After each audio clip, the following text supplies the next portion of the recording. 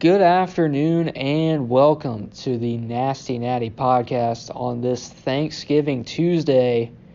My name is Blake Lehman. I'm your host, and my co-host is Jake Brannon. We've got a great show for you today. Today we're going to be talking about how the Cincinnati Bengals have modified their offense to see big success in this 2021 campaign, and it seems like they've made the adjustment from more of a pass-centric approach to more of a physical, in-your-face, run-the-ball mentality, Jake. Yeah, you're right, and I think that is due to a plethora of reasons.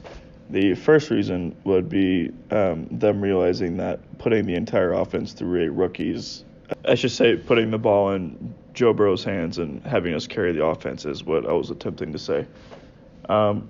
And they realized that doing that makes him prone to injury simply because he was throwing more attempts per game last year, as evident by his 61 pass attempts rookie record against the Browns last year.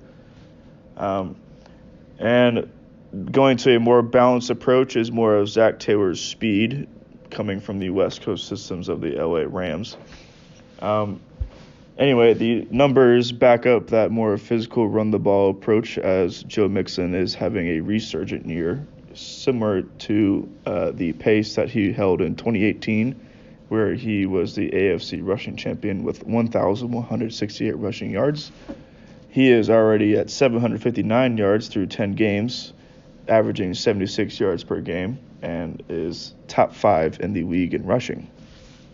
Now, what does this physical run-the-ball approach do for the offense is that it makes it a more balanced approach. Last year, the safeties would just sit back deep and prevent Joe Burrow from making any kind of big explosive plays. This year, because you can run the ball effectively and win the trenches occasionally, you bring those safeties into the box, leaving the defense susceptible to the play-action pass and explosive plays to Jamar Chase, as evident by Jamar Chase's extraordinary rookie year. Yeah, that's a good point. But my question is that gunslinger mentality that a more balanced offense kind of brings for Burrow, is that also sort of a detriment to their potential success? Because he is throwing more interceptions this year, and he has fumbled in the last 3 games. So ball security, that may be an issue going forward. So I think what those turnovers are a result of is just Joe Burrow's kind of changing mindset from not getting sacked last year to looking to create the big play this year. Because Joe Burrow is looking for the big explosive play, especially after play action calls, he's holding on to the ball much longer this year than he was last year. And because he's doing that, that means his offensive line has to block for longer periods of time against him. And especially in the AFC North, we have T.J. Watt, Myles Garrett, and the Ravens defense. That is a tall task to ask.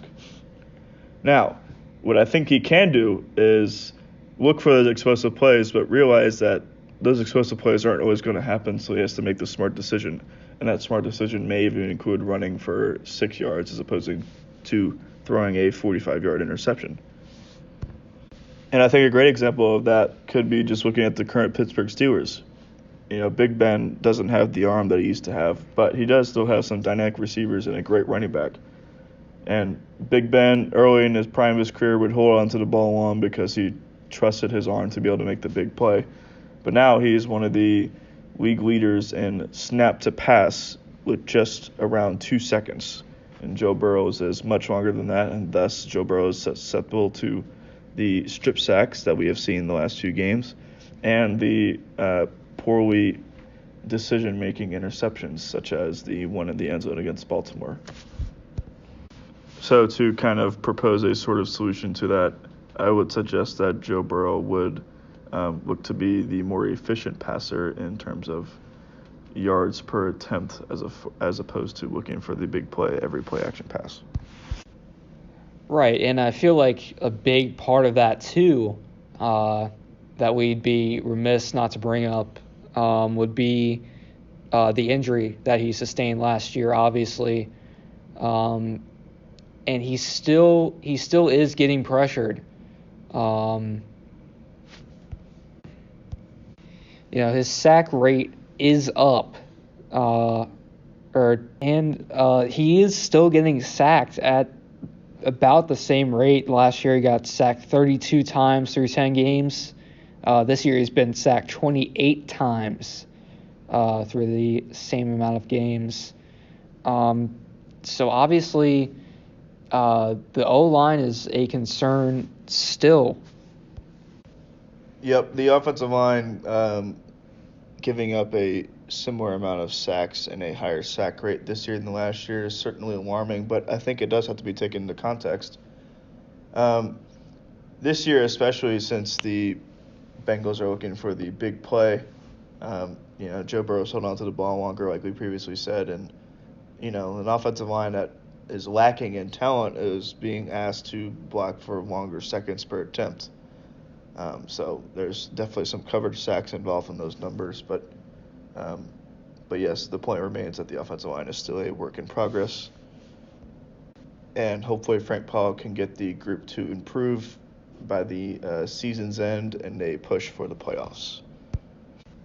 Right, we can all dream. So coming into this week, the Bengals have the Steelers in Pittsburgh, and they will be going up against the terrible towel-wielding fans at Heinz Field.